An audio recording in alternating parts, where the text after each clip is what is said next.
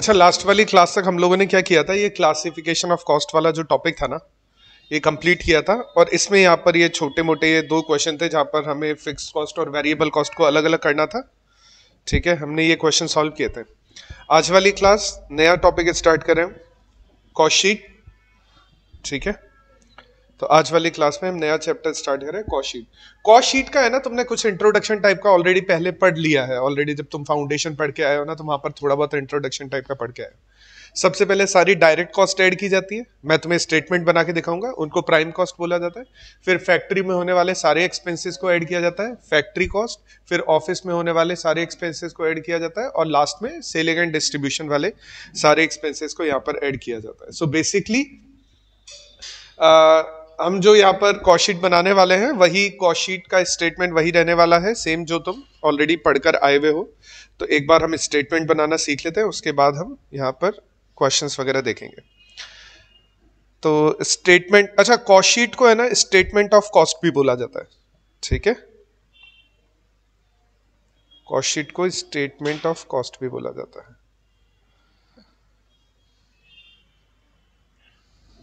और एक और बात ध्यान रखना, कॉस्ट शीट बनती है अगर पूरी ऑर्गेनाइजेशन के लिए तो कॉस्ट शीट, अगर एक जॉब के लिए बन रही है तो जॉब कॉस्ट शीट, एक बैच के लिए बन रही है तो बैच कॉस्ट शीट। इस तरह से चलता है वो। जब हम पढ़ेंगे chapters job costing, batch costing, job costing पढ़ेंगे तो वहां पर हम जॉब के लिए कॉस्ट शीट बनाएंगे, बैच कॉस्टिंग पढ़ेंगे तो हम वहां पे बैच के लिए कॉस्ट शीट बनाएंगे। इस तरह से चलेगा वहां पर। ठीक है, अगर सिर्फ कॉस्ट शीट है तो इसका मतलब वो पूरे ऑर्गेनाइजेशन के लिए एक स्पेसिफिक टाइम पीरियड के लिए बनी हुई है। 1 महीना, 2 महीना, 6 महीना, 1 साल, वो एक ऑर्गेनाइजेशन के लिए बनी हुई है पूरा। तो स्टेटमेंट ऑफ कॉस्ट, अच्छा, स्टेटमेंट ऑफ कॉस्ट में सबसे पहले सारे डायरेक्ट एक्सपेंसेस आने वाले हैं। स्टेटमेंट कैसा बनेगा, स्टेटमेंट बनाने के लिए हम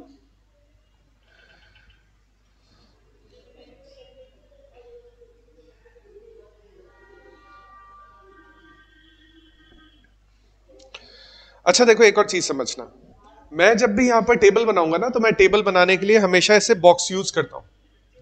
मेरे पास तो ऑप्शन होता है कि मेरे को अगर जरूरत पड़ेगी तो मैं बॉक्स की साइज को छोटा बड़ा कर सकता हूं। तुम्हारे पास ऑप्शन नहीं होता है। तुम लोग क्या करोगे, जैसे मान लो मैं इस बॉक्स में 3 कॉलम बनाने वाला हूं, तो तुम 3 कॉलम्स बना के छोड़ दोगे इसको। ठीक है, मेरे पास तो ऑप्शन है कि मेरे को अगर ज्यादा स्पेस चाहिए तो मैं उसको छोटा बड़ा कर सकता हूं। तुम्हारे पास में वो ऑप्शन नहीं होगा। ठीक है, तो तुम इस तरह से बॉक्स नहीं बनाओगे। लेकिन एग्जाम में जब टेबल बनाकर आओगे ना, तो उसको बॉक्स के अंदर बंद करके आना पड़ेगा तुम्हें। ठीक है, वो रिप्रेजेंटेशन का ज्यादा बेटर तरीका होता है।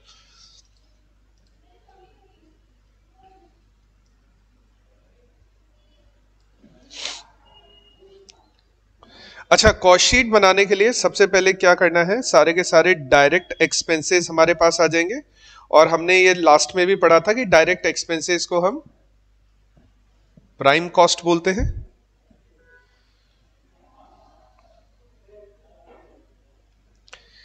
एक मिनट रुक जाओ, मैं इसका स्टेटमेंट बना लेता हूं। और तुम अगर स्टेटमेंट नहीं भी बनाओ तो चलेगा, बस थोड़ा बहुत याद रख लेना इस कॉन्सेप्ट को।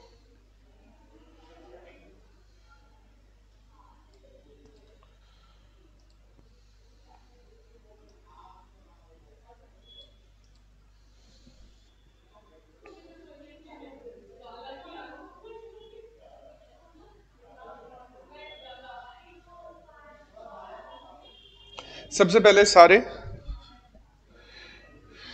डायरेक्ट एक्सपेंसेस आने वाला है। डायरेक्ट एक्सपेंसेस 3 तरह के होते हैं, मटेरियल, लेबर और एक्सपेंसेस। ठीक है, सबसे पहले मटेरियल की एंट्री की जाती है। बहुत बार क्वेश्चन में तो क्या होता है, डायरेक्ट मटेरियल डायरेक्टली तुम्हें क्वेश्चन में ही गिवन होता है। कई बार परचेज वगैरह की फॉर्म में गिवन होता है कि हमारे पास कुछ मटेरियल ऑलरेडी रखा हुआ था, फिर हमने कुछ परचेज किया, लास्ट में जब हम क्लोज कर रहे हैं हमारी कॉस्ट शीट, तो हमारे पास में कुछ मटेरियल बाकी बचा हुआ रह रहा है। इस तरह से भी क्वेश्चन में दिया हुआ होता है। तो सबसे पहले डायरेक्ट मटेरियल की जब एंट्री की जाती है ना, तो स्टार्ट किया जाता है opening stock, opening stock of material, opening stock of material. अच्छा, उसके बाद वहां पर ऐड किया जाता है जो भी हमने परचेज किया है, जो भी हमने परचेज किया है उन सबको वहां पर ऐड किया जाता है। और लास्ट में लेस कर दिया जाता है क्लोजिंग स्टॉक ऑफ मटेरियल।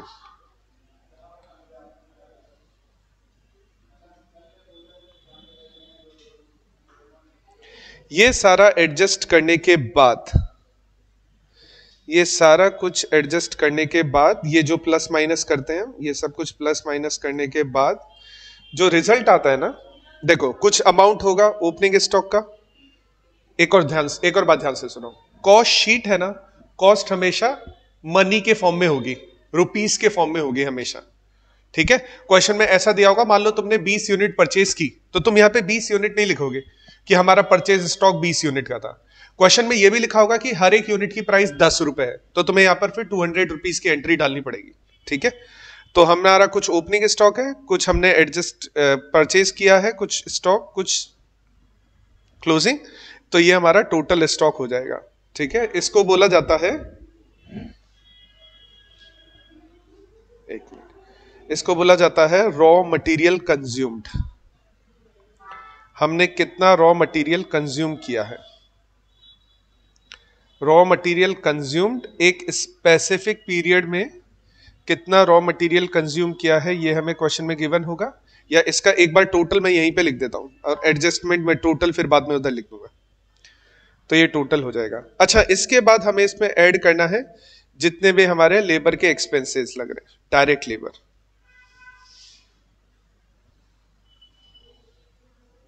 वो सारे यहां पर ऐड कर देने हैं, और हमें यहां पर ऐड कर देना है हमारे जितने भी डायरेक्ट एक्सपेंसेस लग रहे हैं उस प्रोडक्ट को प्रोड्यूस करने के लिए।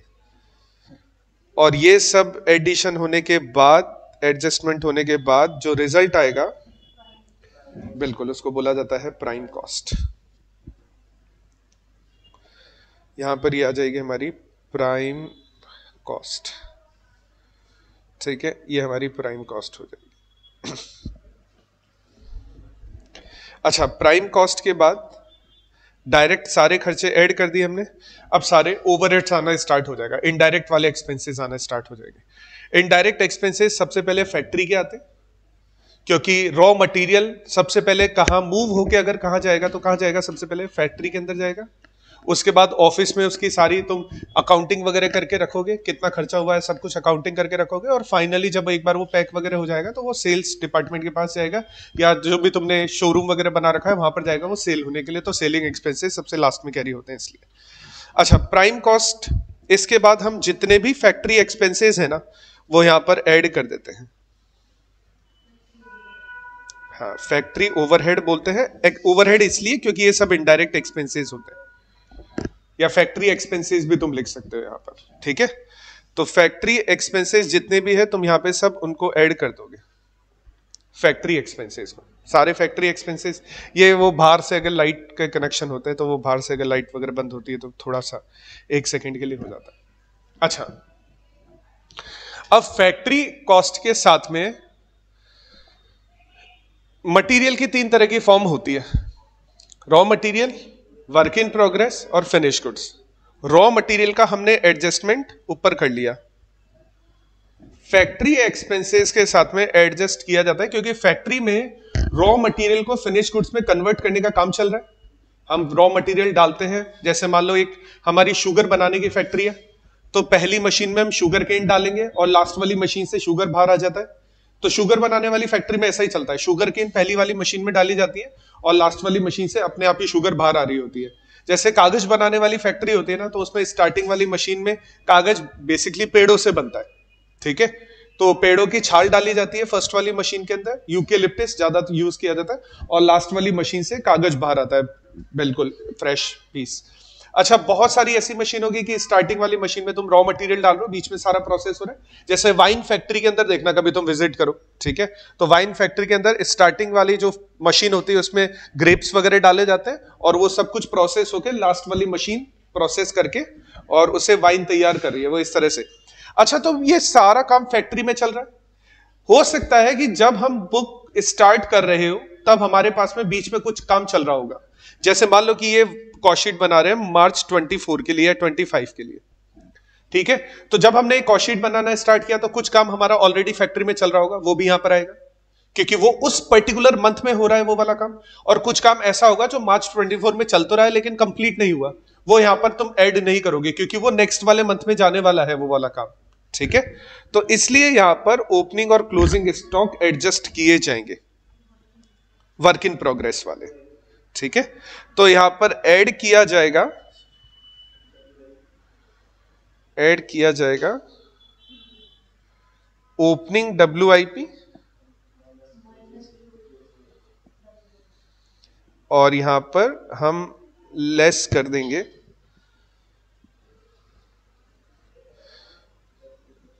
Closing WIP। ये सारे एडजस्टमेंट के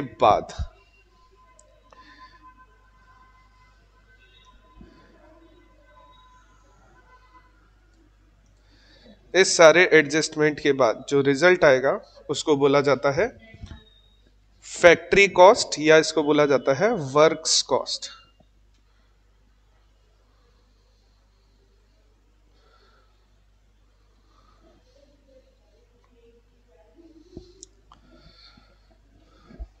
ठीक है। अच्छा, टेक्निकली तो फैक्ट्री कॉस्ट ही हमारी कॉस्ट ऑफ प्रोडक्शन हो जानी चाहिए। टेक्निकली फैक्ट्री कॉस्ट ही, क्योंकि हमारा फैक्ट्री में प्रोडक्शन का काम कंप्लीट होता है, तो टेक्निकली हमारी factory cost he cost of production हो जानी चाहिए। लेकिन हमारे अकाउंटिंग स्टैंडर्ड की डेफिनेशन के हिसाब से है ना, फैक्ट्री कॉस्ट को प्रोडक्शन कॉस्ट नहीं बोला जाता है, कॉस्ट ऑफ प्रोडक्शन नहीं बोला जाता है। फैक्ट्री कॉस्ट के बाद में जब हम उसमें ऑफिस एक्सपेंसेस भी ऐड कर देते हैं ना, तब उसको कॉस्ट ऑफ प्रोडक्शन बोला जाता है। वो इसलिए, मैं रीजन बता देता हूँ, वो इसलिए होता है क्योंकि वो ये मान के चलते हैं कि जब प्रोडक्शन चल रहा होता है ना, तो ऑफिस वाले लोग भी काम कर रहे होते हैं, कितना मटेरियल आया, कितना मटेरियल गया। जैसे है ना, एक स्टोर में बैठा हुआ स्टोर मैनेजर ये सारा रिकॉर्ड रख रहा होगा, तुम्हें उसका पैसा पे करना होगा, और वो कब कर रहा है वो काम? ड्यूरिंग द प्रोडक्शन वो अपना काम कर रहा है, ठीक है। तो इसलिए वो अकाउंटिंग स्टैंडर्ड्स ये बोलते हैं कि भाई आप इसको प्रोडक्शन कॉस्ट नहीं मानोगे। अच्छा, फैक्ट्री कॉस्ट के बाद यहां पर होने वाले हैं ऐड सारे के सारे ऑफिस एक्सपेंसेस। कौन से एम्प्लॉइज? ऑफिस में काम करने वाले एम्प्लॉइज। हाँ, फैक्ट्री में काम करने वाले एम्प्लॉइज दो तरह के होते हैं। तो डायरेक्ट अगर प्रोडक्ट बनाने में इन्वॉल्व है तो वो डायरेक्ट लेबर में चला जाएगा, और जो वो उन लेबर को कंट्रोल कर रहे हैं सुपरवाइजर, वो इनडायरेक्ट लेबर में आ जाएगा फैक्ट्री कॉस्ट के अंदर। यहां पर फैक्ट्री वाले एक्सपेंसेस में आ जाएगा। ऑफिस में काम करने वाले लोग बेसिकली, अच्छा तुम्हारा जो CMA है, पहले CWA बोला जाता था। वो CWA इसलिए, CWA का फुल फॉर्म है ICWA, वो तो institute of cost and works accounts था। अब तुम्हारा कॉस्ट एंड मैनेजमेंट अकाउंट्स है, ठीक है। इसलिए क्योंकि वर्क्स का मतलब ये होता है फैक्ट्री। तुम्हें होना चाहिए फैक्ट्री का accountant, cost and works accountant. तो तुम्हें होना चाहिए फैक्ट्री का अकाउंटेंट, यानी प्रोडक्शन में जो एक्टिविटीज तुम परफॉर्म कर रहे हो ना, तुम्हारा काम होना चाहिए उन एक्टिविटीज में कितनी कॉस्ट लग रही है उसको रिकॉर्ड रखना और उस कॉस्ट को कम करने की कोशिश करना। तो तुम्हारा काम होना चाहिए था फैक्ट्री के अंदर, लेकिन ज्यादातर CMA काम करते हैं ऑफिस के अंदर, फैक्ट्री के अंदर काम नहीं करते। तो इसलिए बाद में इसको चेंज करके वर्क्स अकाउंट हटा दिया गया, यानी फैक्ट्री का अकाउंटेंट हटा दिया गया और उसकी जगह मैनेजमेंट अकाउंट जोड़ दिया गया। यानी अब तुम ऑफिस में काम करने वाले लोग हो, ठीक है, जबकि होना यह चाहिए था कि तुम लोग फैक्ट्री में काम। अच्छा, कॉस्ट बेसिकली ज्यादातर जो ऑर्गेनाइजेशन की कॉस्ट है वो कहां पर अकर हो रही है? फैक्ट्री के अंदर ही अकर हो रही है ना। ऑफिस में तो जो खर्चे लगने हैं वो लगने ही है। तुम लाइट का बिल कैसे कम ले आओगे? अब तुम बोलोगे कि लाइट का बिल कम लाने का तरीका है पुरानी वाली ट्यूबलाइट हटा के उनकी जगह LED लगा लो, ठीक है। उसके बाद और कैसे कम कर सकते हो? फैक्ट्री में तो ऐसा नहीं होता ना, फैक्ट्री में तो बहुत सारी चीजें हो रही होती है। जैसे कि मैं तुम्हें एक एग्जांपल देता हूं, अभी यूक्रेन रशिया की लड़ाई चली, स्टार्ट हुई, दो साल हो गए लगभग, ठीक है। अभी मई में के आसपास 3 साल हो जाएंगे, इसको 2.5 साल मान लो तुम लगभग। अच्छा, यूक्रेन रशिया की लड़ाई हुई। अब उसकी वजह से क्या हुआ कि रशिया पे बहुत सारे बैन लग गए, और रशिया पे बैन लग गए तो रशिया के ऑयल है ना वो मार्केट में जाके बेच नहीं सकता था। अब इंडिया को उस बैन से फर्क नहीं पड़ता, इंडिया को पहले भी फर्क नहीं पड़ता था, जब ईरान पे बैन लगाया तब भी फर्क नहीं पड़ता था। तो इंडिया ने जाके डायरेक्ट रशिया से ऑयल खरीदना स्टार्ट कर दिया। अब रशिया से ऑयल खरीदा तो रशिया को तो ऑयल बेचना है, उससे कोई खरीद नहीं रहा है, और इंडिया को ऑयल चाहिए। इंडिया के पास कंजम्पशन वाली पावर है, इंडिया को तुम कितना भी डाल दो यहां पर सब कुछ खत्म कर देंगे, यहां पर सब कुछ कंज्यूम हो जाता है, ठीक है। ऐसा हुआ था एक बार क्या हुआ था कि होगी 6, 7, 8 साल पहले की बात होगी। एक है ना करतारपुरा रेलवे स्टेशन है, करतारपुरा रेलवे स्टेशन पर है ना बहुत सारा वीट उतरा था, गेहूं उतरा था, और गेहूं उतरने के बाद में बहुत ज्यादा बारिश हुई, 2, 3, 4 दिन तक बारिश रही, उसकी वजह से वो वीट सारा खराब हो गया। अच्छा, वो खराब वीट भी है ना, एक बिस्किट कंपनी ने खरीद लिया, एक बिस्किट कंपनी ने खरीद लिया, और बिस्किट कंपनी ने वो सारा वीट यूज करके बिस्किट बना लिया, और बिस्किट बना के बेच भी दिया, और बेच के लोग खा भी गए और कुछ भी नहीं हुआ। ठीक है, तो इंडिया में चलता है ये चीज। इंडिया में कंजम्पशन की पावर बहुत ज्यादा है, इसी वजह से है ना रशिया पे बैन लगाया, बाकी देशों ने, इंडिया को कोई फर्क नहीं पड़ा क्योंकि उनके प्रोडक्ट भी आके इंडिया में कंज्यूम किए जाते हैं। तो इंडिया की पॉपुलेशन बहुत ज्यादा है, तो इंडिया में कंजम्पशन बहुत ज्यादा आता है। पॉपुलेशन ज्यादा है, प्रोडक्शन कम होता है, तो हमें बाहर वाली चीजें चाहिए होती है कंज्यूम करने के लिए। ठीक है, तो कंजम्पशन ज्यादा है, तो इंडिया को, रशिया को बेचना था, इंडिया को खरीदना था, तो इंडिया ने कम रेट में खरीदा, क्योंकि रशिया के पास और कोई खरीदार तो है नहीं, और वो ऐसा नहीं है कि तेल ऐसी चीज है, ऐसा कोई प्रोडक्ट है जिसको कल्टीवेट करना बंद कर दे, ताले वाले लगा दे तो वो प्रोडक्शन होना बंद हो जाएगा, वो तो प्रोड्यूस होता ही रहेगा वहां पर। ठीक है, तो इंडिया ने खरीदा, इंडिया ने क्या किया, इंडिया ने खरीद के उसको प्योरीफाई किया और सब कुछ करके, और फिर यूएस को बेचा, और यूएस ने बाकी यूरोप को बेचा, तो at the end of day वो घूम के तो यूरोप में ही चला गया, जो यूरोप ने बैन लगाया था इतना कुछ, अमेरिका ने बैन लगाया था। तो यहां पर है ना ये सब चीजें देखनी पड़ती है तुम्हें, जब तुम कॉस्टिंग वगैरह कैलकुलेट करते हो ना, तो ये सब चीजें। अब मान लो तुम एक ओएनजीसी, मान लो जैसे ओएनजीसी या आईओसीएल या बीपीसीएल या एचपीसीएल ऐसी कंपनी में काम कर रहे हो जो पेट्रोलियम वगैरह के बारे में ध्यान रखती है। अब तुम्हें पता है कि यूक्रेन रशिया की लड़ाई चल रही है, पेट्रोल रशिया सस्ता दे रहा है, तुम कॉस्ट अकाउंटेंट हो, तो तुम कहां जाओगे, तुम फटाफट से रशिया भाग जाओगे, तुम वहां पे डील करने चले जाओगे कि हमको इतना इतना ऑयल चाहिए इस क्वार्टर में, इस वीक में, इस मंथ में, तो तुम वहां पे डील वगैरह करने चले जाओगे और बहुत सारा परचेज करके ले आओगे। अच्छा, अब दो ऑप्शन होते हैं, या तो बहुत सारा परचेज करो, बहुत सारी क्वांटिटी परचेज करो। अच्छा, बहुत सारी क्वांटिटी परचेज करोगे ना, तो तुम्हें जरूरत पड़ेगी स्टोरेज की, बहुत बड़ी स्टोरेज की जरूरत पड़ेगी। इंडिया ने बहुत सारी क्वांटिटी परचेज की, तो इंडिया ने श्रीलंका का एक आइलैंड है हम्बन टोटा के नाम से है, वहां पर हम्बन टोटा उन्होंने वो भी बना रखा है, पोर्ट भी बना रखा है, श्रीलंका का आइलैंड है। इंडिया को बहुत सारा ऑयल स्टोर करना था, इंडिया के पास इतना सारा ऑयल स्टोर करने का स्पेस नहीं था, तो इंडिया वो सारा ऑयल कहां ले गया, हम्बन टोटा वाले जो उनका पोर्ट है वहां पर बहुत बड़ा आइलैंड पोर्ट बना रखा है, वहां पे सारा ऑयल ले जाके उन्होंने स्टोर कर दिया। अब ध्यान से समझना, तुम क्वांटिटी ज्यादा परचेज कर रहे हो तो तुम्हें स्टोरेज की ज्यादा रिक्वायरमेंट होगी, स्टोरेज में एक्स्ट्रा खर्चा होगा। स्टोरेज, उन्होंने पूरा पोर्ट वहां पर किराए पे लिया है, पोर्ट वहां पर 10-20 साल, जो भी 25 साल लीज के लिए लिया होगा, तो उनको बहुत ज्यादा खर्चा हुआ होगा। अब तुम्हारा कॉस्ट अकाउंटेंट वाला काम यहां पे स्टार्ट होता है। तुम यहां पर ये ऑब्जर्व करोगे कि क्या हमें ऑयल इतना सस्ता मिल रहा है क्या, कि जो पोर्ट खरीदने में या पोर्ट को किराए लेने में जो हम पे एक्स्ट्रा खर्चा का बर्डन पड़ रहा है, वो हम रिकवर कर पा रहे हैं या नहीं कर पा रहे। यहां पर कॉस्ट अकाउंटेंट वाले लोग काम आते हैं। तो कॉस्ट अकाउंटेंट वाले लोगों का काम होता है तुम्हें आसपास वाले इकोनॉमी को या एरिया को या एनवायरमेंट को ऑब्जर्व करना होता है कि किस तरह से तुम कॉस्ट को कम कर पाओगे वहां पर। तो बहुत सारा खरीदा, बहुत सारा उन्होंने रिफाइंड किया, रिफाइंड करके बहुत सारा, और सारी की सारी कंपनीज, लगभग सारी की सारी ऑयल कंपनीज, पेट्रोलियम कंपनीज जो कई सालों से नुकसान में चल रही थी, वो सारी की सारी कंपनीज इन 2-2.5 साल में फायदे में आने स्टार्ट हो गई, केवल इस प्रोसेस की वजह से। तो तुम्हें सब कुछ मार्केट में देखना पड़ता है, एनवायरमेंट भी देखना पड़ता है। अभी जैसे वो इजराइल और फिलिस्तीन वाली लड़ाई हुई, तो इजराइल, बाकी पहले क्या करता था, इजराइल पूरी दुनिया को वेपन सप्लाई कर रहा है, अभी इजराइल को वेपन की जरूरत पड़ी तो इंडिया में वेपन बनाने वाली केवल एक ही कंपनी है, एचएएल, हिंदुस्तान एरोनॉटिक्स लिमिटेड करके। तो एचएएल कंपनी, बहुत सारे एचएएल के साथ में और भी लोग काम करते हैं, भेल गेल वगैरह भी काम करते हैं, लेकिन एचएएल मेन कंपनी है यहाँ पर। तो एचएएल वेपन बना रही है, अब एचएएल को पता है मार्केट में डिमांड जनरेट हुई है। अच्छा, कौन बताएगा उन लोगों को? उन लोगों के पास भी वहां पर अकाउंटेंट्स काम कर रहे होंगे, उन लोगों के पास भी वहां पर मार्केट में रहने वाले लोग काम कर रहे होंगे, वो लोग सब चीजें बताएंगे, वो सामान सप्लाई करना स्टार्ट करेंगे अपना। तो ये कॉस्ट अकाउंटेंट का वैसे तो बहुत सारा काम है, लेकिन अब क्या होने लग गया, अब कॉस्ट अकाउंटेंट वाले लोग है ना, उनको बुरा लगने लग गया था ये चीज, कि बोला हमको आप फैक्ट्री का अकाउंटेंट बोलते हो, तो वो बाद में उसका नाम चेंज करके सीएमए कर दिया गया, कॉस्ट एंड मैनेजमेंट अकाउंटेंट कर दिया गया। अदरवाइज तुम लोग तो फैक्ट्री के अकाउंटेंट ही होना। और बेसिक जॉब रेस्पॉन्सिबिलिटी, एक कॉस्ट अकाउंटेंट की बेसिक जॉब रेस्पॉन्सिबिलिटी ही ये होती है कि ऑर्गेनाइजेशन में अकर होने वाली कॉस्ट को अकाउंट करना, यानी रिकॉर्ड बनाना, और उसके बाद उसको कम करने की कोशिश करना। लेकिन अब तुम लोग ऑफिस में बैठने वाले लोग हो और तुम लोग कॉस्ट का काम करोगे भी नहीं। तुम लोग क्या काम करोगे, तुम्हें अगर डीटी पसंद आ रहा होगा तो तुम ऑर्गेनाइजेशन में जाके डीटी का काम करोगे, डायरेक्ट टैक्स से रिलेटेड एक्टिविटीज परफॉर्म करोगे।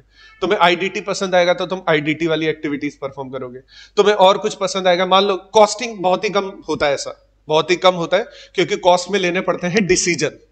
यहां पर कुछ लॉज नहीं है कि तुम्हें लॉस फॉलो करने, जो लॉ बने हुए तुम्हें वो फॉलो करने, ठीक है। तुम्हें यहां पे लेना पड़ता है डिसीजन, और डिसीजन लेने का काम है ना थोड़ा सा मुश्किल काम हो जाता है, ठीक है। तो इस वजह से कॉस्ट अकाउंटेंट बनोगे तो सही, लेकिन तुम कॉस्ट एक्टिविटीज को प्रैक्टिस नहीं करोगे। तुम ज्यादातर करोगे या तो सिंपल अकाउंटेंट बनोगे ऑर्गेनाइजेशन में जाके, या आईटी एक्सपर्ट यानी आईडी यानी इनकम टैक्स के एक्सपर्ट बनोगे, या ये अपना जीएसटी वैट वगैरह होता है या इनडायरेक्ट टैक्स उसके एक्सपर्ट बनोगे। कॉस्ट अकाउंटेंट कम काम आएगा, और मैं इसका रीजन बताऊंगा क्यों। क्योंकि जब हम ऑपरेशन मैनेजमेंट पढ़ेंगे ना तब तुम्हें पता लगेगा उसका रीजन, क्योंकि वहां पर पूरी मैथ्स आती है। मैथ्स को यूज करते हुए तुम्हें डिसीजन लेना पड़ता है वहां पर, तो तुम बाद में समझोगे इस चीज में। अच्छा, जितने भी ऑफिस में होने वाले एक्सपेंसेस हैं वो सारे यहां पर रिकॉर्ड किए जाते हैं। प्लस प्लस मैंने तुम्हें अभी एक बात बताई थी, ऑफिस वाले सारे एक्सपेंसेस को ऐड करने के बाद ही स्टैंडर्ड ये बोलता है कि तुम इसको कॉस्ट ऑफ प्रोडक्शन बोलोगे, ठीक है। तो कॉस्ट, अच्छा प्रोडक्शन किसका हो जाता है? प्रोडक्शन करने के बाद जो रॉ मटेरियल का जब तुम प्रोडक्शन कर देते हो तो तुम उसको क्या बोलना स्टार्ट कर देते हो? Finish goods. तो वो फिनिश गुड्स का एडजस्टमेंट होगा यहां पर। तो यहां पर ऐड होंगे हमारे पास में ओपनिंग फिनिश गुड्स, अगर हमारे पास में कुछ फिनिश गुड्स ऑलरेडी रखे हुए हैं जो हम सेल कर चुके हैं, और हम यहां पर लेस करेंगे क्लोजिंग फिनिश गुड्स।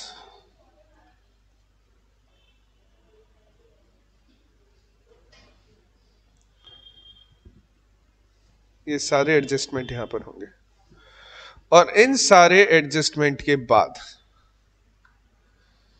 जो रिजल्ट आएगा उसको बोला जाता है कॉस्ट ऑफ गुड्स सोल्ड, या तो कॉस्ट ऑफ गुड्स सोल्ड बोला जाता है या कॉस्ट ऑफ प्रोडक्शन बोला जाता है। इसको बोला जाता है कॉस्ट ऑफ गुड्स सोल्ड।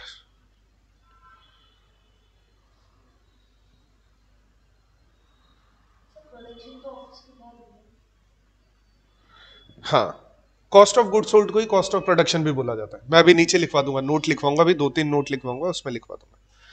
अच्छा, इसके बाद अब आ जाएंगे हमारे सारे एक्सपेंसेस जो हम सेलिंग एंड डिस्ट्रीब्यूशन के लिए करने वाले हैं, ठीक है।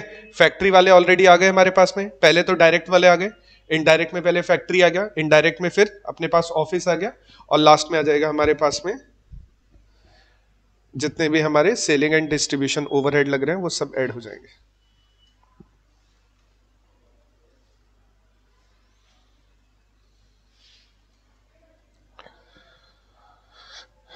और इस सारे एडजस्टमेंट के बाद जो रिजल्ट आएगा कॉस्ट ऑफ सेल्स बोला जाता है उसको।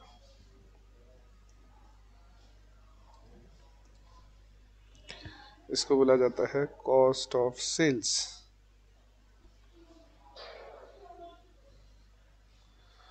और कॉस्ट ऑफ सेल्स में अगर हम हमारा प्रॉफिट भी ऐड कर दें तो फिर हमारा सेल्स आ जाता है। अगर हम यहां पे हमारा प्रॉफिट भी ऐड कर देते हैं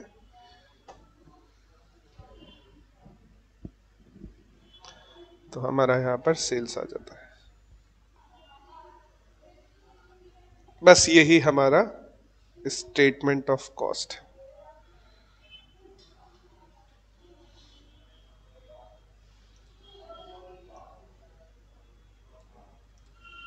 अब देखो, मैं तुम्हें यही बता रहा था, मेरे पास अगर टेबल थोड़ी सी बड़ी छोटी हो गई है ना तो मैं उसको अपनी तरफ से एडजस्ट कर पाऊंगा, तुम नहीं कर पाओगे। इसलिए तुम्हें ना टेबल को ऐसे बॉक्स बना के मत बनाना, बॉक्स वाला मत करना अभी क्लास में, तो एटलीस्ट कम से कम। ये लो। अच्छा, ये नोट डाउन करोगे या? चलो ठीक है, कर लो एक बार नोट डाउन। मैं इसका साइज है ना थोड़ा सा कम कर देता हूं ताकि सब कुछ एक साथ आ जाए।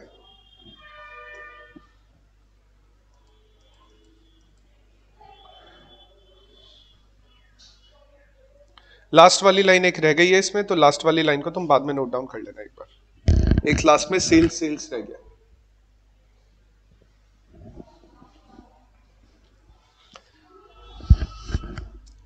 सिंपल वर्ड्स में बताओ, मटेरियल, अरे भाई बंद करो यार, क्या करे जा रहे हैं। देखो सिंपल वर्ड्स में, material plus labour plus expenses, direct expenses add करोगे तो सब क्या हो जाएंगे? प्राइम कॉस्ट बन जाएगा। प्राइम कॉस्ट में ऐड करेंगे हम फैक्ट्री एक्सपेंसेस।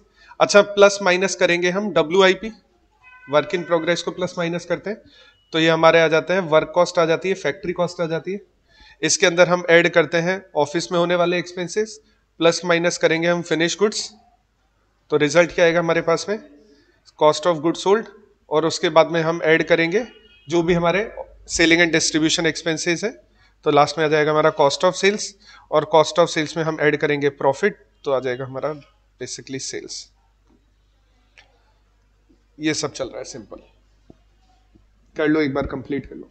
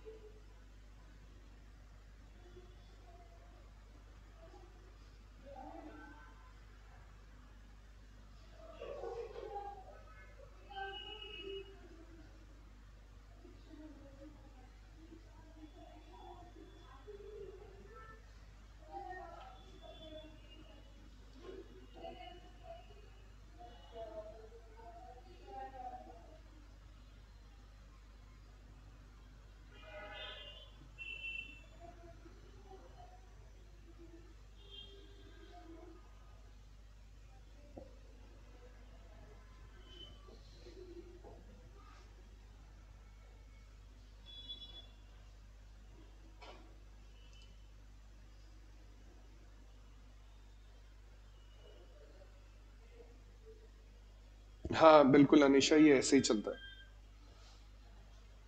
क्योंकि हो सकता है ना लास्ट वाले मंथ में जब हमने क्लोज किया होगा तब हमारे पास में कुछ मटेरियल रह गया होगा, कुछ फिनिश गुड्स रह गया होगा, वो इस मंथ में कंप्लीट हो जाएगा या वो इस मंथ में कंज्यूम हो जाएगा, तो हम उसको इस मंथ में एडजस्ट करेंगे। फिर जिस मंथ में भी वो कंज्यूम हो रहा है और यूज हो रहा है उस मंथ में एडजस्ट किया जाता है फिर उसको, या कंप्लीट हो रहा है या फिर सेल भी हो रहा है, क्योंकि फिनिश गुड्स के साथ भी ऐसा किया जाता है।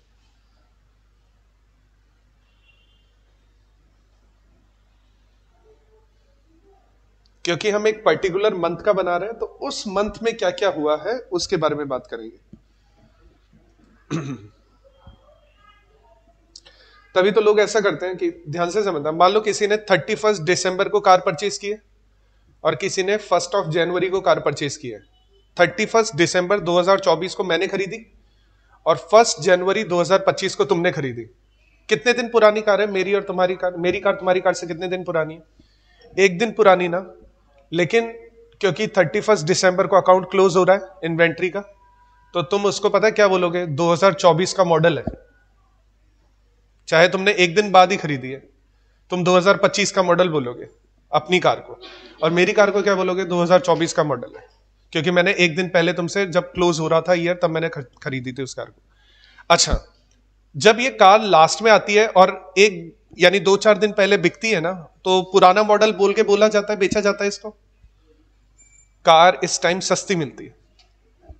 कुछ लोगों को ये मैटर नहीं करता है कि कौन से ईयर का मॉडल है, कुछ लोगों को मैटर करता है कब उसकी प्राइस कम ऑफर की जा रही है। अभी के टाइम पे है ना, राइट नाउ 20-22 तारीख के आसपास से कारें सस्ती मिलना स्टार्ट होती है। नॉर्मल कारें, जैसे मान लो कि कोई कार 8 लाख रुपए की मिल रही है तो उसपे 60-70-80 हजार रुपए का आराम से डिस्काउंट मिलता है, आराम से। क्योंकि अगर इस साल वो कार नहीं बिकी तो अगले साल वो पुराना मॉडल, पुराने साल का मॉडल बोल के बेची जाएगी और फिर वो प्रॉब्लम होना स्टार्ट हो जाएगा। ठीक है, जैसे तुमने वो देखा हुआ ना, ये वो आबकारी विभाग हर साल मार्च में, अप्रैल में लाइसेंस रिन्यू करता है शराब की दुकानों के। ठीक है, तो लिकर लाइसेंस जब रिन्यू किए जाते हैं ना, तो आज मान लो 31 मार्च को लास्ट डेट होती है उनकी, तो 2-4 दिन पहले है ना वो सस्ती बेचना स्टार्ट कर देते हैं ताकि उनका स्टॉक खत्म हो जाए।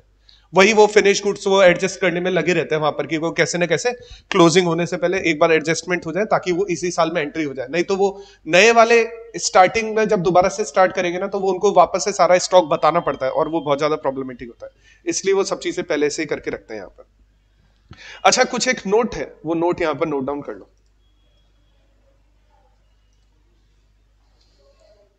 कुछ एक नोट है, नोट डाउन कर लो।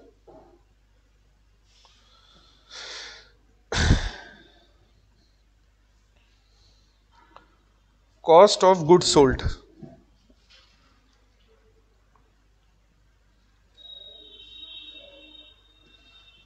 को ही कॉस्ट ऑफ प्रोडक्शन बोला जाता है।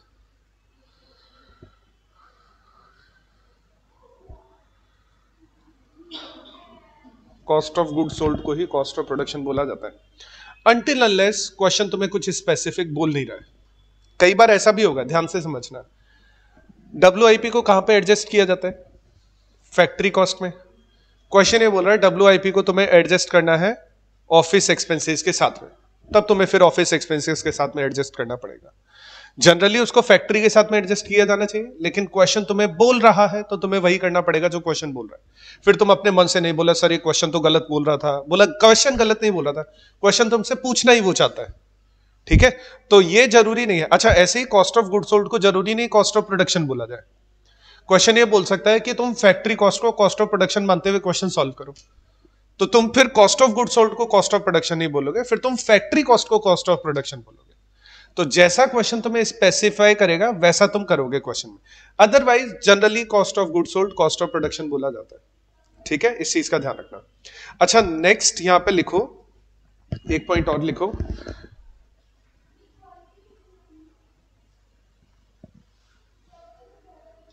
Entries related to wastage.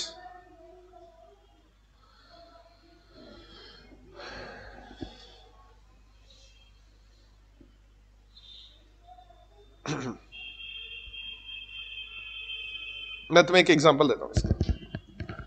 मान लो तुम्हें है ना मार्केट से गेहूं परचेज करके लेके आना है और उसको फ्लोर मिल पर ले जाकर उससे आटा बनवाना है तुम्हें। ठीक है, मार्केट से तुम 50 किलोग्राम गेहूं लेकर आते हो इकट्ठा। ठीक है, तो सारा का सारा 50 किलोग्राम तुम आटे पिसवाने के लिए भेज देते हो क्या?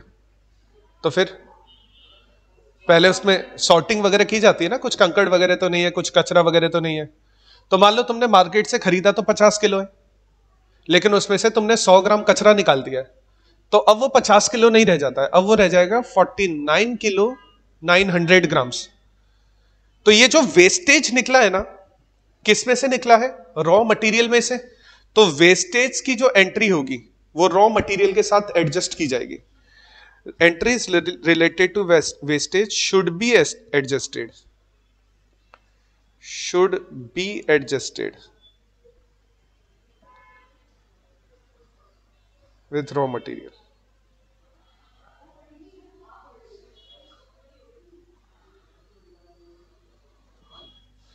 मान लो क्वेश्चन ये बोलता है कि हमने 2000 रुपए का रॉ मटेरियल परचेज किया, तो तुम एंट्री क्या कर दोगे? परचेज रॉ मटेरियल 2000 रुपए का, जिसमें से 100 रुपए का स्टॉक वेस्ट हो गया, तो तुम -100 रुपए एक और एंट्री डाल दोगे, है ना? वेस्टेज होगा तो स्टॉक कम ही होगा ना। ऐसा थोड़ी होगा कि 100 रुपए का स्टॉक वेस्टेज हुआ तो हमारी स्टॉक की वैल्यू बढ़ जाएगी, उससे कम ही होगा ना अगर वेस्टेज कुछ निकल रहा है तो वेस्टेज रिलेटेड अगर क्वेश्चन में कोई एंट्री दी हुई है तो तुम्हें उसको कहां पे एडजस्ट करना है? क्वेश्चन अगर उसको फैक्ट्री में करने को बोल रहा है तो फिर फैक्ट्री में करोगे, क्वेश्चन जैसा बोलेगा फिर हम वैसा ही करेंगे, फिर अपने मन से नहीं करेंगे कुछ भी। अच्छा, फैक्ट्री में जब गुड्स का प्रोडक्शन होता है ना, तो गुड्स का प्रोडक्शन होते टाइम, जैसे मैं तुम्हें एक एग्जांपल देता हूं। मान लो तो मैं ना घर पर तुम्हारा फर्नीचर का काम चल रहा है, फर्नीचर वाला तुम्हें बोलता है कि 2 बोर्ड लेके आओ, 2 प्लाई लेके आओ, सनमाइका लेके आओ, फेविकॉल लेके आओ, नेल्स लेके आओ, है ना, बहुत सारी चीजें मंगवाता है तुमसे। अच्छा, वो सारी की सारी चीजें यूज हो जाती है क्या जब वो प्रोडक्शन, मान लो वो दरवाजों का प्रोडक्शन कर रहा है, वो खिड़कियों का प्रोडक्शन कर रहा है, तो वो जितना भी सामान मंगा रहा है वो सारा का सारा यूज हो जाता है? कुछ बच जाता है क्या उसमें, कटिंग वगैरह बच जाती है क्या, उसको क्या बोलते हैं, स्क्रैप, स्क्रैप बोलते हैं उसको। स्क्रैप कब निकल रहा है, जब उसका प्रोडक्शन हो रहा है, ठीक है। रॉ मटेरियल में स्क्रैप नहीं निकलता है, रॉ मटेरियल में तो वेस्टेज होती है। स्क्रैप कब निकलेगा, जब उसका प्रोडक्शन हो रहा है। तो अगर स्क्रैप की कुछ एंट्रीज तुम्हें क्वेश्चन में गिवन है, entries related to scrap,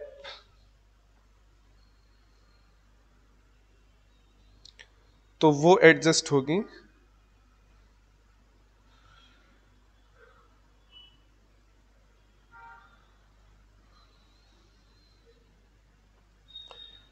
factory expenses के साथ में, फैक्ट्री ओवरहेड के साथ में उसको एडजस्ट किया जाएगा।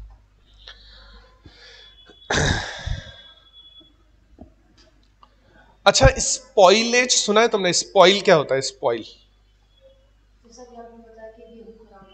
खराब हो गए थे, तुमने रोटी बनाई आज सुबह, कल सुबह तुम उसको कंज्यूम करना चाहते हो लेकिन कंज्यूम नहीं कर पाओगे क्योंकि वो खराब हो गई है, ठीक है। अच्छा, स्पॉइलेज पता कब हुआ है, प्रोडक्शन के बाद। ड्यूरिंग द प्रोडक्शन स्पॉइलेज नहीं होता है, ड्यूरिंग द प्रोडक्शन स्क्रैप ही निकलता है। स्पॉइलेज कब होगा, प्रोडक्शन के बाद होगा। स्पॉइल जब चीजें होती है, खराब जब चीजें होती है, नहीं, स्पॉइलेज का मतलब सड़ गया, बेसिकली खराब हो गया, कंज्यूम करने लायक नहीं है बेसिकली, ठीक है। तुमने एक, ये तो है ना, ये तो अभी अभी बहुत एक वायरल भी हुआ था कि है ना, एक वो पता नहीं क्या नाम है यार, सर, उन सर का यार, एक सर है, वो गंगा का पानी लेकर आए थे और उन्होंने उनको अलग अलग जगह टेस्ट करवाया था और उसमें कोई कीड़े वेड़े नहीं पड़ने की बहुत ज्यादा प्रोबेबिलिटी बताई थी, इसमें कीड़े नहीं पड़ते हैं, ठीक है। लेकिन एक घर पे रखा हुआ पानी है, ठीक है, तुमने उसको कैन में भर रखा है, कैन में भर रखा है, और कुछ टाइम के बाद, कुछ टाइम के बाद, हो सकता है 1 महीना, हो सकता है 2 महीना, हो सकता है 6 महीना, बारिश वाला पानी तो बहुत जल्दी स्पॉइल होता है। बारिश वाला पानी, अगर तुम तो पता नहीं करते हो या नहीं करते, हम तो पहले क्या करते थे, छोटे थे ना, तो छत पे टंकी रखी हुई होती थी, तो बारिश के मौसम में बिल्कुल साफ कर देते थे, तो उसमें बारिश से पानी भरता था, अपने आप ही मछलियां होती थी उसमें। बारिश वाले पानी में अपने आप ही मछलियां बनती है, तुम्हें जरूरत नहीं पड़ती है कि उसमें मछली वगैरह लाके डालो करो। हम लोग, अच्छा, मैं मछली खाते हैं, हम लोग खाते नहीं, हम तो सिर्फ देखने के मजे लेते थे। तो हम छत पे पानी भर के रखते थे, बारिश का पानी स्टोर करके रखते थे, 2-3 महीने में अपने आप ही मछलियां बन जाती थी। अच्छा, इसका मतलब यह है कि उसके अंदर ज्यादा खराबियां है, उस पानी के अंदर, वो जल्दी स्पॉइल होगा, वो जल्दी खराब हो जाएगा, बारिश वाला पानी जो होगा, ठीक है। अच्छा, और ये जो नदियों का पानी होता है ना, ये ग्लेशियर से आता है, एकदम ठंडा होता है, तो इसमें बैक्टीरिया वगैरह वैसे भी नहीं होते। आगे तो जैसे बढ़ता जाएगा तो इसमें फिर क्या है, वो फैक्ट्री का वेस्ट ऐड होता जाता है, ठीक है। जैसे दिल्ली में देखो, यमुना आती है एकदम ऐसे वाइट, पूरा का पूरा फोम ही फोम है उसके ऊपर, क्योंकि वो फैक्ट्रीज का वेस्ट उसमें ऐड हो रहा है, तो वो तो खराब होता जाएगा, उसके बाद आगे आता था। तो स्पॉइलेज जो होता है ना, बेसिकली वो प्रोडक्शन के बाद होता है। तो अगर कोई भी एंट्री, अच्छा, एक और चीज है ध्यान रखना, ये तो मैं तुम्हें जनरल आइडियाज दे रहा हूं, क्वेश्चन अगर तुम्हें कुछ और करने को बोल रहा है ना, तो उसके अकॉर्डिंग हम क्वेश्चन सॉल्व करेंगे। अगर कुछ एंट्रीज है हमारे पास में स्पॉइलेज की, ठीक है, तो उन सबको एडजस्ट किया जाएगा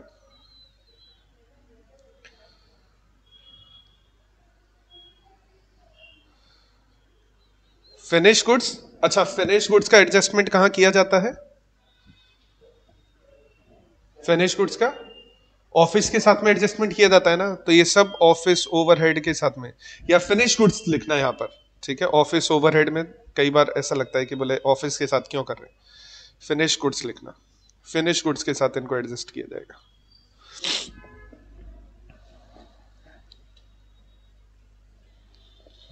अच्छा, स्पॉइलेज ड्यूरिंग द प्रोडक्शन भी हो सकता है, ठीक है। क्वेश्चन जैसा देगा, जो ड्यूरिंग द प्रोडक्शन मतलब फैक्ट्री में भी हो सकता है। जैसे मान लो तुमने, है ना, मैंने, है ना, जैसे फर्स्ट टाइम जब बाटी बनाई थी, तो मैंने ओवन में बनाई थी, माइक्रोवेव में बनाई थी, तो मेरे को पता नहीं था कि माइक्रोवेव में बाटियां कैसे बनाई जाती है। मैंने वो गूगल पे कुछ पढ़ा और मैंने उसके बाद माइक्रोवेव में बाटियां बना ली। तुम भी ट्राई करना, फर्स्ट टाइम माइक्रोवेव में बाटी बनाने का ट्राई करना, इतनी शानदार बाटी बनेगी, तुम उससे क्रिकेट खेल लो उस बाटी से, उसको कुछ नहीं होने वाला है।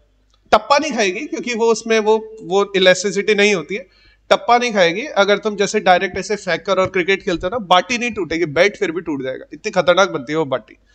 फर्स्ट टाइम अगर तुम बनाओगे तो वो स्पॉइल हो गई, ड्यूरिंग द प्रोडक्शन स्पॉइल हुई है। क्वेश्चन अगर मुझे बोल रहा है कि ड्यूरिंग द प्रोडक्शन स्पॉइलेज हुआ है, स्पिल हुआ है, तो वो सब चीजें फिर फैक्ट्री के साथ में एडजस्ट की जाएगी जैसा जैसा क्वेश्चन हमें बोलता जाएगा। चलो एक छोटा सा क्वेश्चन स्टार्ट करें, बस इतने ही नोट है यहां पर। Page number 38, illustration number 4। Illustration number 4 देखो तुम्हारे सामने है ये।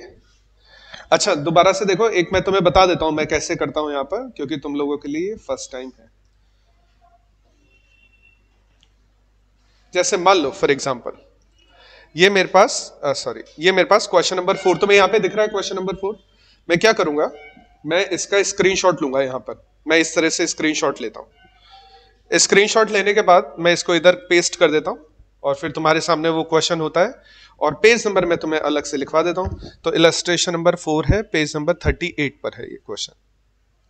तो तुम भी एंट्री ऐसे ही करोगे। तुम क्या लिखोगे, तुम ऐसा लिखोगे इलस्ट्रेशन नंबर 4 है और उसके नीचे लिखोगे पेज नंबर 38, ताकि जब तुम नेक्स्ट टाइम कभी इस क्वेश्चन को रेफर करो तो तुम्हें पता रहे कि कौन सा क्वेश्चन है और कौन से पेज पर है ये।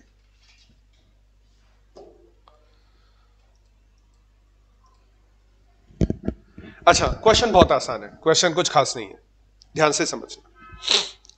हमें 31 मार्च को हमारा अकाउंट क्लोज हो रहा है, तो उसके लिए हमें एक स्टेटमेंट ऑफ कॉस्ट बनाना है। और मैंने तुम्हें बताया स्टेटमेंट ऑफ कॉस्ट और कॉस्ट शीट एक ही बात होती है, तो कॉस्ट शीट बनानी है। सबसे पहले कौन सी एंट्रीज आती है, डायरेक्ट मटेरियल की आएगी। तो डायरेक्ट मटेरियल में ध्यान से देखना, ध्यान से देखना इसको। डायरेक्ट मटेरियल का मटेरियल देखो ये लिखा हुआ है, मटेरियल का ओपनिंग दिया हुआ है। बिगिनिंग का मतलब ओपनिंग, ओपनिंग ये रहा, क्लोजिंग ये रहा, एंड का मतलब क्लोजिंग। और हमने कितना मटेरियल परचेज किया है, कितना मटेरियल, ये देखो परचेज ये रहा, ये हमारा रहा परचेज। ये सारा एडजस्टमेंट होने के बाद आ जाएगा हमारा रॉ मटेरियल कंज्यूम्ड। ठीक है, purchase plus opening minus closing कर दोगे तो रॉ मटेरियल कंज्यूम आ जाएगा। तो रॉ मटेरियल कंज्यूम कितने का हो जाएगा, 1,09,000 का, 1,09,000 का हो जाएगा, है ना। हमने परचेज किया कितना, 110,000। हमने ओपनिंग ऐड करते हैं, क्लोजिंग को माइनस कर देते हैं। तो जब इसको एडजस्ट करेंगे तो हमारा रॉ मटेरियल कंज्यूम्ड आ जाएगा। ठीक है, चलो स्टार्ट करते हैं कॉस्ट शीट बनाना।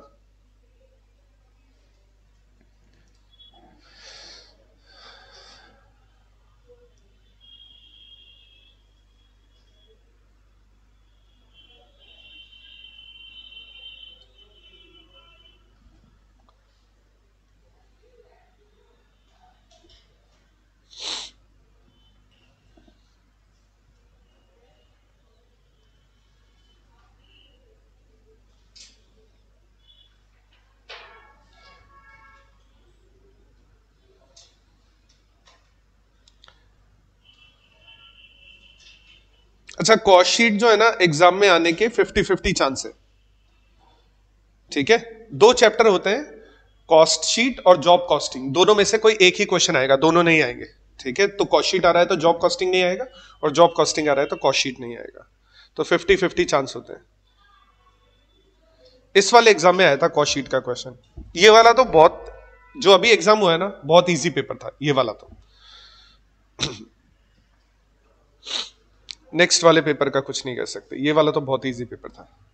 अच्छा सबसे पहले रॉ मटेरियल कंज्यूम्ड, तो क्वेश्चन में हमें ओपनिंग स्टॉक ऑफ मटेरियल दिया हुआ है। सर ऐसा होता है कि एक टाइम नहीं, आता है और एक टाइम ऐसा कुछ, ऐसा भी नहीं होता है, ऐसा भी नहीं होता है, प्रोफेशनल है वैसे तो। ऐसा भी हो सकता है कि कॉस्ट शीट का क्वेश्चन ही नहीं दे, जॉब कॉस्टिंग का क्वेश्चन ही नहीं दे। 50-50 बोल रहा हूं मैं, को दोनों का ही क्वेश्चन नहीं दे, एक कोई बड़ा क्वेश्चन उठा के किसी और चैप्टर में से दे दे, तो ऐसा कुछ फिक्स नहीं है। ठीक है, तुम तो अपनी तरफ से सब तैयारी रखो। ओपनिंग स्टॉक ऑफ मटेरियल, अच्छा ओपनिंग स्टॉक 3,000 रुपए का दिया हुआ है ना। इन्वेंट्री एट द बिगिनिंग 3,000 की। नेक्स्ट हम ऐड कर देते हैं यहां पर परचेज, हमने कितने रुपए का स्टॉक परचेज किया है, 1,10,000।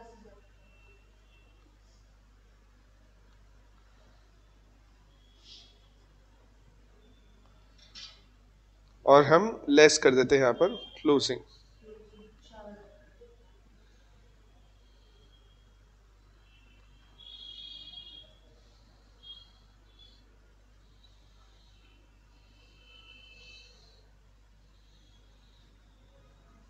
ये सारा एडजस्ट करने के बाद जो रिजल्ट आएगा उसको बोला जाता है रॉ मटेरियल कंज्यूम।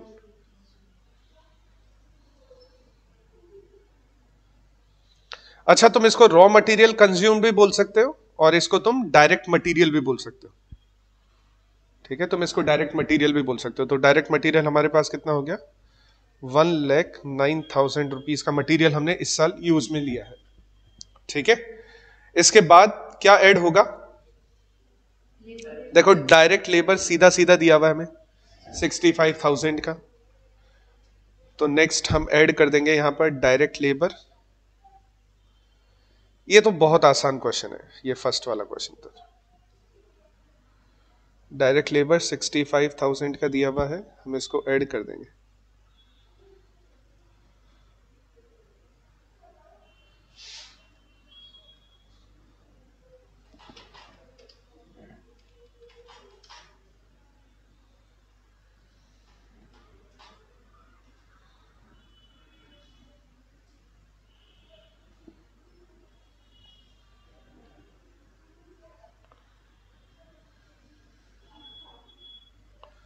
ठीक है, तो ये अच्छा डायरेक्ट एक्सपेंसेस क्वेश्चन में कुछ भी नहीं है।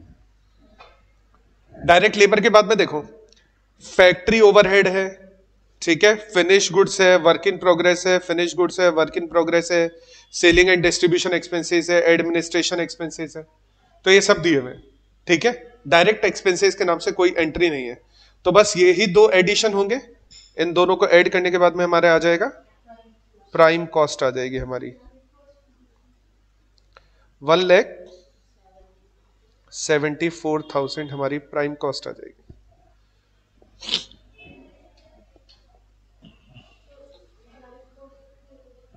डायरेक्ट हाँ बोल सकते हो, लेकिन प्राइम कॉस्ट टिपिकल नेम है तो वो प्राइम कॉस्ट ही फॉलो करो तुम लोग। अच्छा, इसके बाद एडजस्टमेंट होता है अपना फैक्ट्री वाले एक्सपेंसेस का। तो क्वेश्चन में हमें है ना फैक्ट्री वाले एक्सपेंसेस भी दिए हुए। देखो फैक्ट्री ओवरहेड दिया हुआ है 60% of direct labour. Direct labour कितनी है, तो 65,000 का 60% हो जाएगा। ठीक है, ऐड कर रहे हैं फैक्ट्री ओवरहेड। अच्छा एक और बात सुनो, एग्जाम में ये चीज ध्यान रखना, कितना नंबर आ रहा है, ये कितना नंबर आ रहा है, 39,000 पूरा। ये तुम लिख तो दोगे डायरेक्ट, लेकिन ये आया कैसे है ना, तुम्हें ये भी लिखना पड़ेगा। ऐसा नहीं है कि तुमने इसको डायरेक्ट 39,000 लिख दिया एग्जाम में, तुम्हें लिखना पड़ेगा ये है 65,000 का 60%। वर्किंग नोट में लिखोगे तो अलग से एक और स्टेटमेंट बनाना पड़ेगा। नहीं, कोई जरूरी नहीं है, तुम वर्किंग नोट में करो। अगर तुम वो सारी चीजें यहीं पर दिखा रहे हो ना स्टेटमेंट में, तो तुम्हें वर्किंग नोट अलग से बनाने की जरूरत नहीं है। लेकिन अगर तुम यहां पर नहीं दिखा रहे हो कि ये 39,000 कैसे आया, तो फिर तुम्हें वर्किंग नोट दिखाना पड़ेगा। हाँ, कि वर्किंग नोट 1, फिर रेफरेंस डालना पड़ेगा तुम्हें, फिर इसके आगे ब्रैकेट में लिखना पड़ेगा refer to WN1, refer to WN2, refer to WN3। या तो ये तरीका है, या फिर जो भी एडजस्टमेंट करना है तुम इसी स्टेटमेंट में ही कर दो एडजस्टमेंट, अलग से तुम्हें कुछ करने की फिर जरूरत नहीं पड़ेगी। अच्छा, फैक्ट्री के साथ में और क्या क्या एडजस्ट किया जाता है, WIP। तो देखो ध्यान से देखना, ये दिया हुआ है ओपनिंग और ये दिया हुआ है WIP। ओपनिंग WIP कितना है, 4,000 का, और देखो ये दिया हुआ है एंड मतलब क्लोजिंग, और ये दिया हुआ है WIP। ओपनिंग है 4 का और क्लोजिंग है 6 का। ठीक है, तो ऐड कर दो ओपनिंग WIP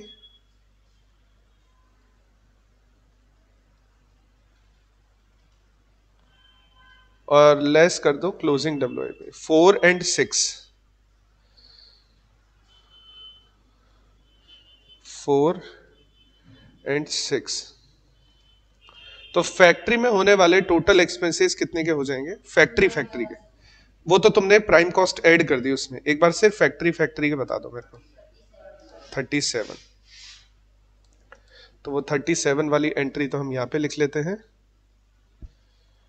और नेक्स्ट हम यहाँ पे लिख देते हैं वर्क्स कॉस्ट या फैक्ट्री कॉस्ट, जो भी तुम लिखना चाहो। 2,11,000, 2,11,000।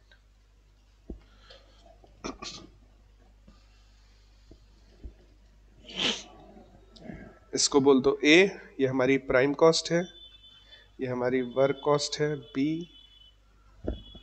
अच्छा, इसके बाद ऑफिस वाले तो ऐड कर देते हैं हम। अच्छा, ऑफिस को है ना इस क्वेश्चन में एडमिन ओवरहेड बोला है इस क्वेश्चन में, ठीक है। अच्छा, एडमिन ओवरहेड देखो क्वेश्चन में, देखो एडमिनिस्ट्रेशन ओवरहेड कितना है। सेल्स का पता अच्छा, सेल्स देखो पर क्वेश्चन में हमें दी हुई है 2,75,000, ठीक है। 2,75,000। अब दो तरीके, या तो वर्किंग नोट बनाओ या 2,75,000 यहीं पे लिख के 5% कर दो, 13,750, 13,750 है ना, ठीक है। क्या क्या एडजस्टमेंट होगा इसके अलावा?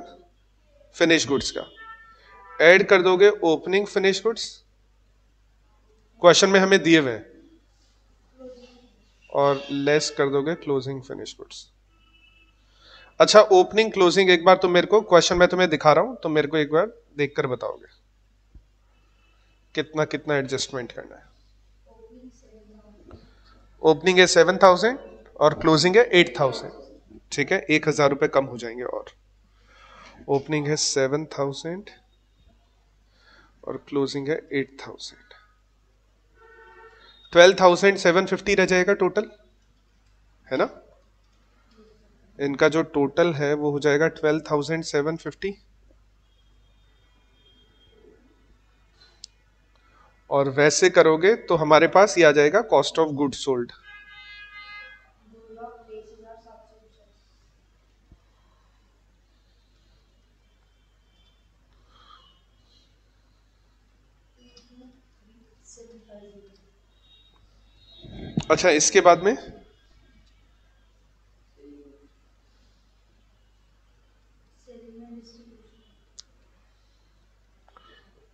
ये क्वेश्चन में हमें देखो दिए हुए हैं, ये देखो यहाँ पर 10% ऑफ सेल्स, 275,000 का 10%, 27,500। मैं डायरेक्ट लिख दूं तो चलेगा,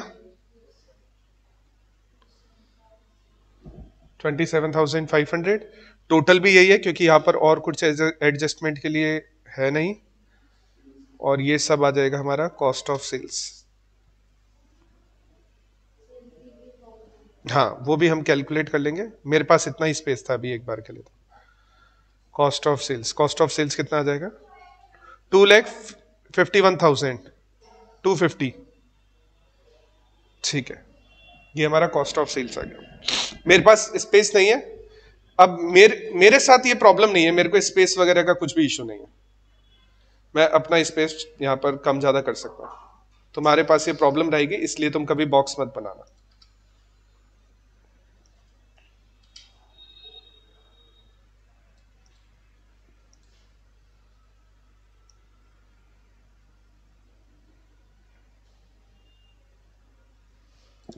और है ना, मेरे को थोड़ा सा क्या है, टेबल वगैरह बनाने में टाइम लगता है, ये तुम्हारे लिए भी अच्छी चीज है। रीजन बताता हूँ क्यों। क्योंकि जब तुम्हें ये वाली पीडीएफ मिलेगी ना तो क्लीन मिलेगी, ऐसा नहीं है कि कुछ, मैं ऐसा नहीं करता कि क्लोजिंग, अरे नहीं नहीं नहीं क्लोजिंग नहीं, इसको फिनिश कर, अरे नहीं नहीं नहीं नहीं, ऐसा ऐसा नहीं करता मैं, ठीक है। तो तुम्हें भी फायदा होगा कि ये तुम्हारी एकदम नीट एंड क्लीन मिलेगी, तो तुम जब इसको नेक्स्ट टाइम पढ़ोगे तो बुरी नहीं लगेगी तुम्हें पढ़ने में। अच्छा, यहां पर हम ऐड कर देते हैं प्रॉफिट, और इसके बाद हम जो फाइनल आंसर आता है वो हमारा सेल्स आता है। अच्छा, क्वेश्चन में प्रॉफिट नहीं दिया हुआ, लेकिन क्वेश्चन में सेल्स दी हुई है। क्वेश्चन में प्रॉफिट नहीं दिया हुआ, क्वेश्चन में सेल्स दी हुई है 2,75,000 की। तो प्रॉफिट कितना हो जाएगा, माइनस कर दोगे 275 में से 251, 275 में से 251, 250 माइनस कर दोगे 23, बस ये लो क्वेश्चन कंप्लीट है। ये हमारा क्वेश्चन खत्म हो गया। किसी को प्रॉब्लम है तो पूछ लो, वैसे तो एकदम इजी क्वेश्चन था। किसी को प्रॉब्लम है तो पूछ लो,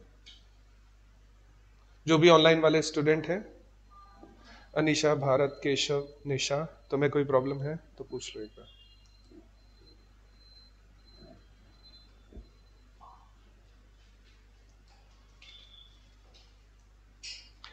ठीक है ठीक है, चलो नोट डाउन कर लो तुम लोग, और फिर हम नेक्स्ट क्वेश्चन फिर नेक्स्ट क्लास में करते हैं।